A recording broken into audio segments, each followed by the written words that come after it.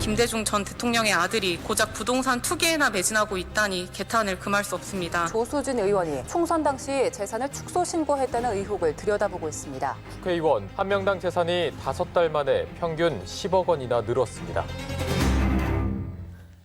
예, 21대 국회의 초선 의원 그리고 낙선 후에 다시 입성한 의원 합치면 175명입니다. 이분들은 그동안 재산 신고를 한 적이 없다가 총선 치르기 전에 선관위에 자기 재산을 신고했죠. 그리고 나서 지난 8월 말에 공직자 재산 공개 때 또 한 번 신고를 하게 돼 있습니다. 그런데 불과 4개월 만에 재산이 상당히 많이 늘어난 의원들이 많았습니다. 이들의 재산 증가액을 다 합치니까 무려 1,700억 원. 대단하죠. 도대체 국회의원들 재산은 고무줄이냐? 이런 말이 나오는 이유입니다.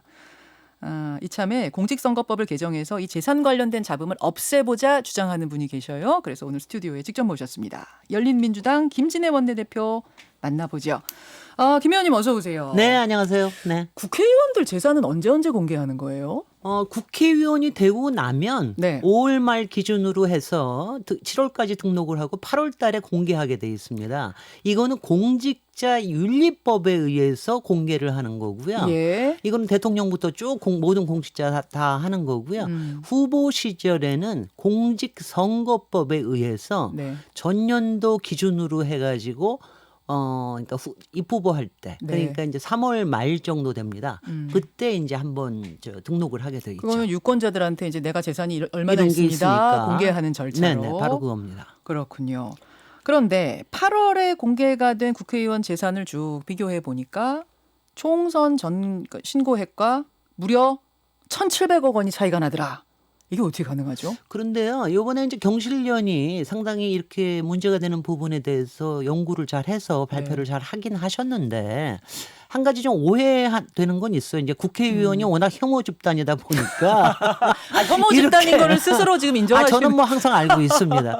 그러다 보니까는 이제 이걸 좀 강화시키는 프레임을 좀 거는 것 같은데, 사실은 요번에 기준이 하나 바뀐 게 있습니다. 그게 네. 뭐냐면 주식 부분인데, 주식 부분은 올해 6월 달에 시행령이 바뀌었어요. 예, 그래서 예. 이제는 어떻게 해야 되냐면은 원래는 액면가, 그러니까 비상장 주식에 대해서입니다. 이거는 액면가로만 신고하면 됐었는데, 이제는 평가액 또는 실거래가액으로 하게 돼 있어요. 기준이 그렇게 바뀌었군요. 해서 그렇게 해서 세 분이 예, 예. 주식을 좀 많이 갖고 계신 세 분이 그분들이 오른 게 1,400억이 올랐어요. 잠깐 볼게요. 근데 네네. 그분들이 증가액 큰 순으로 1등, 2등, 3등을 하셨는데 네. 국민의힘의 전봉민 의원 860억 원 올랐고 국민의힘의 한무경 의원이 2등 280억 원 올랐고 민주당 이상직 의원이 3등 170억 원 올랐고 네네. 이분들 합계가 일단 1,400억 1,300억 원을 네네. 먹고 들어가는군요. 네네. 그러니까 나머지를 따지면 그러면 또 나머지도 또 봐야 되는데 네. 그다음에 이제 부동산에 관련된 게 있습니다. 저희가 후보 등록할 때는 작년 5월 기준으로 이제 공시지가로 해서 기준으로 해가 신고를 하는데 예. 올해 할 때는 올해 오른 가격으로 신고를 하거든요. 근데 아시다시피 공시지가는 꾸준하게 지금 오르는 추세에 있습니다. 오르고 그래서 있죠. 그것 때문에 또 오른 게 있기 때문에 이런 거는 다 이제 용납이, 그러니까 설명이 가능한 이유이죠. 그러니까 이제 그런 걸 가지고 너무 전체적으로 막 뭐 평균 1,700억 10억 이렇게 할 건 올랐다 막 아니다. 이렇게 하니까 이제 굉장히 좀 그렇고요. 다만 좀 이해 안 되는 부분들이 좀 있는 거는 분명하죠. 자, 제가 그럼 네. 다시 정리를 해볼게요. 두 가지 케이스로 나눠볼 수가 있겠네요. 첫 번째, 몇 개월 사이에 실제로 어떤 이유에 의해 재산이 증가한 경우. 네. 예, 두 번째는 허위로 신고를 한 경우. 물론 전부들 실수라고 말씀을 하십니다만 어쨌든 결과적으로는 허위 신고가 된 경우 이제 요게 문제가 되겠네요. 그렇습니다. 그렇죠. 이렇게 두 개 크게 나눴습니다. 자, 그러면 문제가 될 수 있는 경우에 대해서 한번 들여다보죠. 현금성 자산을 누락한 경우들이 있었어요. 네. 국민의힘 조수진 의원. 예금과 채권을 합쳐서 약 11억 가량이 증가를 한 겁니다. 조수진 의원은 이렇게 해명했습니다. 출마가 후보 등록 마감일 직전에 결정이 되면서 각종 서류를 준비하는데 정신없이 바빴다. 그래서 누락을 했다. 어떻게 보세요? 바쁜 건 누구나 마찬가지고요. 그때 뭐 3월 27일인가까지 했었어야 되니까 되게 2, 3일 동안이 아니고 보통은 한 10일 정도에 저는 더 바빴습니다. 저는 이제 결론이 난 게 한 3월 한 18일 정도쯤 18일 20일쯤 됐었기 때문에 예. 근데 조수진 의원 같은 경우는 한 20여일 정도는 여유가 있으셨더라고요. 아, 더 바쁘셨어요, 그러면? 그러니까 저는 훨씬 더 누락하신 거 바빴고요. 없어요, 그러면은? 누락은 안 했습니다. 왜냐하면 저는 국회의원을 더군다나 한번 해봤기 때문에 이제 재산 신고의 중요성을 알거든요. 그래서 이제 되게 빠뜨리는 게 많은 부분이 빠뜨리는 게 보험을 잘 빠뜨리세요. 보험은 자기가 예금이 아니라고 생각하시는 분들이 꽤 돼요. 아, 근데 그거 설명서가 다 있을 거 아니에요? 다 이거 있는데 신고하라고. 근데 이제 그래서 그걸 빠뜨리시는 경우는 있는데 보험은 되게 이제 그렇게 많은 금액은 아니기 때문에. 예. 근데 예금을 빠뜨렸거나 이게 현금성 자산 중에 더군다나 예. 조수진 의원의 경우에는 본인과 배우자의 채권 합해서 5억이라고 하는 걸 빠뜨렸다. 이거에 대해서는 정말 이해 불가다. 어떻게 자기가 받을 돈을 5억이나 되는 돈을 빠뜨릴 수가 있느냐. 뭐 이 부분에 대해서는 분명히 좀 해명이 잘 안 되는 부분이 있어서 선관위에서 조사가 들어가야 될 겁니다. 더불어민주당 김홍걸 의원도 도마에 올랐는데 네. 후보 등록 당시에 10억 원 상당의 이분은 분양권을 누락을 했어요. 네. 근데 김 의원의 해명은 재산 관리를 직접 하지 않았기 때문에 몰랐다. 어떻게 보세요? 그러니까 한 분은 본인의 실수다. 한 분은 보좌진 내지는 배우자의 실수다. 뭐 이런 식으로 얘기하는데 그거 다 그냥 뭐 구실이고요. 그러니까 솔직히 재산이라고 하는 거는 부부 사이의 재산이라고 하는 거는 서로 이제 더군다나 이렇게 재산 신고했을 때는 명확하게 밝히는 게 맞을 거고 그렇죠. 분양권이 재산이 아니라는 거를 너무 상식이 없으신 분이 아닌가 뭐 이런 생각도 좀 들고 근데 이것도 밝혀진 이유가 뭐냐면은 예산이 이제 예금이 늘으신 거예요. 근데 보니까 그 당시에는 신고 안 했던 분양권을 올 봄에 팔으신 거죠. 그 돈이 그걸 팔기 때문에 통장에 들어왔군요. 통장에 한 11억 정도의 돈이 들어왔기 때문에 예금이 늘은 걸 가지고 보니까 그게 된 겁니다. 그러다 보니까 분양권이 빠졌다는 걸 알게 된 거죠.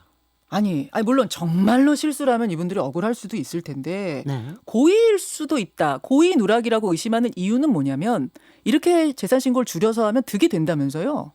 그렇게 이제 여러 가지가 있는데 그러니까 가령 이제 너무 재산이 많으면은 좀 부담스러워할 수가 있습니다. 솔직히. 선거 때. 그러니까 가령 이제 김몽골 의원님 같은 경우는 당시에 한 60억대를 했는데 만약 이것까지 다 했으면 한 70몇 억이 됐겠죠. 근데 그것보다도 이제 부동산 주택을 여러 채를 갖고 계셨어요. 네. 근데 당시에 민주당이 그 부분에 대해서 굉장히 좀 신경을 썼었기 때문에 그 부분 때문에 혹시 뭐 그런 거 아니냐. 뭐 이런 부분들이 좀 이제 뭐 의심을 할 수가 있는 상황이죠. 그다음에 이제 조수진 의원 같은 경우는 이제 솔직히 18억일 때 하고 30억일 때 하고 좀 다르잖아요. 아직 연배도 많지 않으시고 또 기자 출신이신데 좀 많다.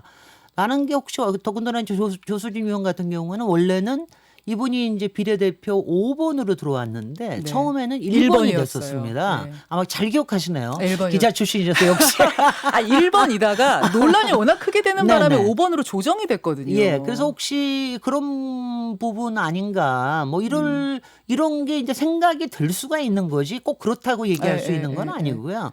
그러니까 이제 재산이, 그러니까 이렇습니다. 되게 이제 자기 연배나 또 혹은 이제 그동안의 활동이나 또 기업가가 좀 돈이 많으면 그런 건 좀 내버려 두잖아요. 국민들이 좀 그 이해를 하는 게 근데 뭐 있는데. 샐러리맨을 했든가 또는 그동안 수입이 별로 없었는데 웬 재산이 이렇게 어디서 많은 이렇게? 거냐. 뭐 이런 것들은 좀 의심이 되죠. 그럴까봐 일부러 좀 줄이는 경우가 있을 수도 있다. 있을 의심을 수도 있는 겁니다. 수도 있다고 이제 네. 의심을 하게 되는 거다. 그리고 이런 이거는 말씀. 확실하게 누락이기 때문에 네. 이 경우에는 선관위에서 정확하게 조사를 지금 하고 있는 거로 알고 있고요.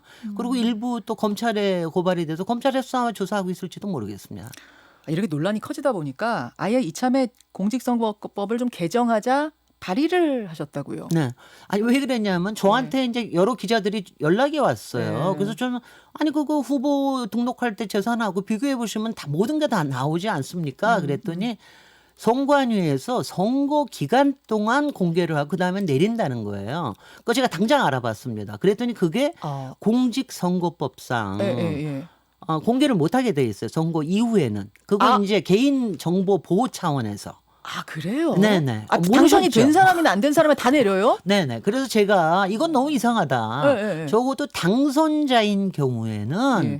적어도 계속 공개를 해야 공직자 선거 했을 때 재산하고 공직자윤리법에 대한 거 비교를 할 수 있는 거 아니냐. 당연하죠. 그래서 제가 이거를 공개하자. 당선자에 한해서 공개하자라는 법을 발의를 이제 지난주부터 제가 그 다음 날 바로 이제 움직이기 시작을 해서 예. 제가 기자회견도 했고요. 그러고 나서 지금 이제 많은 분들한테 299분한테 다 보냈는데 16분 동의 받았습니다. 그래서 일단 16분 동의 받아서 너무 적네요. 10명 글쎄 말이죠. 10명만 되면은 발의를 할 수 있으니까 거기에 국민의힘은 하나도 없고요. 그래서 16명으로 해가지고 오늘 발의할 예정입니다. 오늘 발의하세요? 왜냐하면 이렇게 참 간단한 거지만 왜냐하면 이번에 경실련이 굉장히 많은 수고를 했잖아요. 경실련은 그거를 이제 다 다운로드를 받아가지고 가지고 계셨던 모양이에요. 근데 그거를 외부에다 공개는 못합니다. 왜냐하면 그렇게 되면 지금 현재 법으로는 불법인 거예요. 가지고 있는 것도 공개 못해요? 아니, 그러니까 공개를 못하죠. 지금은 이제 선거 저거 이후에는 못하게 돼 있으니까. 그러니까 이거를 공개를 해야 어떤 기자님들도 다 보고서 공개할 수 있는 거 아니에요. 그렇죠. 이거 비교할 수 있는 거 아니에요. 이런 거가 굉장히 중요하다. 그러니까 선거 기간 동안만 눈 가리고 아웅하지 말자 이런 뜻입니다.